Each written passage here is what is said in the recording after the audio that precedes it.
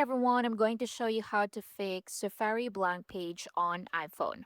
So to start, refresh the page. So tap the reload button in the address bar or swipe down on the page to refresh it.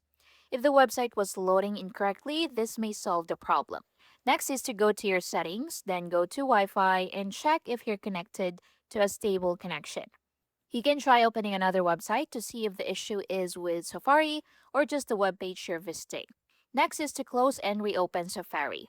So swipe up from the bottom of the screen, then swipe Safari away to close it. Then reopen Safari and try again. Next method is to clear Safari history and website data. So go to Settings, then scroll down to Apps, then scroll down and look for Safari.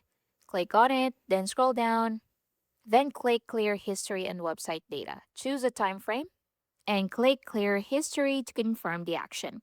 Then reopen Safari and see if that works. Next is to update iOS. So again, open your phone settings, then go to General, go to Software Update, and install any available updates. Then once installed, try Safari again after the update and see if that works. Next method is to reset network settings.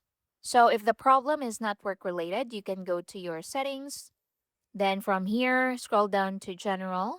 Then scroll down and go to Transfer or Reset iPhone. Then click Reset. Then select Reset Network Settings. Enter your passcode. Then click Reset Network Settings to confirm the action. Then reconnect to your Wi-Fi network and test Safari and see if that works. And that's basically it. Thank you for watching.